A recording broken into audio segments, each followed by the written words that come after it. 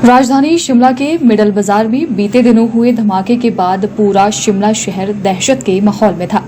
धमाका इतना जोरदार था कि इसमें एक व्यक्ति की मृत्यु तक हो गई और 13 लोग घायल हो गए, जिसके बाद शिमला पुलिस द्वारा धमाके में जुटाए गए साक्ष्यों को फोरेंसिक जांच के लिए भेजा गया, जिसकी रिपोर्ट मंगलवार को शिमला एसपी संजीव गांधी ने मीडिया से बात करते हुए साझा की। संजीव गांधी ने कहा कि फोरेंसिक जांच में सामने आया है कि हिमाचली रसोई में एलपीजी गैस रिसाव होना ही धमाके का कारण बना, तो वहीं गैस रिसाव होने के कारणों की भी जांच की जा रही है।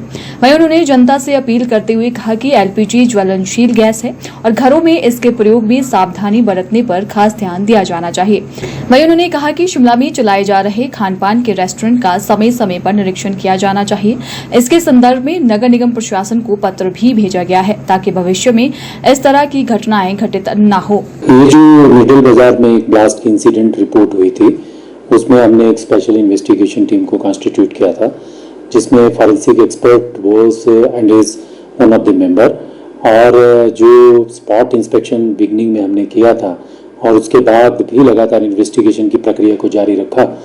रियल एंड फिजिकल एविडेंसेस जो कलेक्ट किए, स्पॉट इंस्पेक्शन, एडजेसेंट प्लेसेस जो एडजॉइनिंग प्लेसेस हैं, वहाँ से जो भी हमको साक्ष्य प्रत्यक्ष रूप से मिले, विटनेसेस की जो स्टेटमेंट्स रिकॉर्ड हुए, और इसके अलावा जो स्पॉट अपने आप में रिवील कर रहा था, वो इन्वेस्टिगेशन की प्रोसेस में हमारे जो प्रक्रिया है उसमें चल रहा है।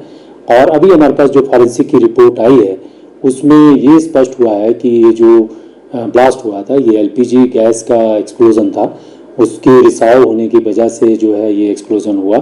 और हमारी इन्वेस्टिगेशन में भी ऐसे तथ्य और फैक्ट सामने आए हैं जिसमें ये पाया गया है कि वहाँ पर हिमाचल रसोई जो रेस्टोरेंट था उसमें एलपीजी गैस जो थी वो उस समय रिस रही थी और लीक हो रहे थे सिलेंडर्स, और उसमें किस प्रकार की जो अनियमितता या नेग्लिजेंस या क्या उसमें फर्दर रहा है उसकी इन्वेस्टिगेशन हम कर रहे हैं। और अभी हमारा ये स्पष्ट है हमारी इन्वेस्टिगेशन में कि इट वाज एलपीजी एक्सप्लोजन। देखिए, इसमें दो बातें हैं कि पहली चीज़ ये है कि एलपीजी हमारे घर में कुकिंग के लिए यूज़ होती है, तो एलपीजी को हम इस तरह से अपना कोई फ्रेंड ना मान लें। It is a very flammable, बहुत ज्वलनशील गैस है। और इसके इन्वेस्टिगेशन के दौरान वेरी बिगनिंग में, आउटसेट में ही हमने नगर निगम और जिलाधीश जो डीएम हमारे हैं उनको मैंने पत्र लिखा था मेरे कार्यालय से, जिसमें हमने ये सुजेस्ट किया था कि बहुत सारी ईटरीज हैं हमारे शिमला में, उन ईटरीज का जो है वो रूटीन इंस्पेक्शन होना चाहिए और फायर सेफ्टी की ट्रेनिंग होनी चाहिए। जो हैंडल करते हैं, किचन्स हैंडल करते हैं, उनको प्रॉपर ट्रेनिंग दी जानी चाहिए, क्योंकि शिमला बहुत भीड़ भाड़ वाला क्षेत्र है हमारा। यहाँ हज़ारों लाखों की संख्या में टूरिस्ट भी आते हैं और हमारी अपनी भी संख्या में लोग आवागमन करते हैं, बाज़ारों में आते जाते हैं, तो इसमें अनेक प्रकार की सावधानियाँ लेने की ज़रूरत है। उस विषय पे बीइंग पुलिस रिस्पॉन्सिबल अथॉरिटी हमने उनको लिख रखा है।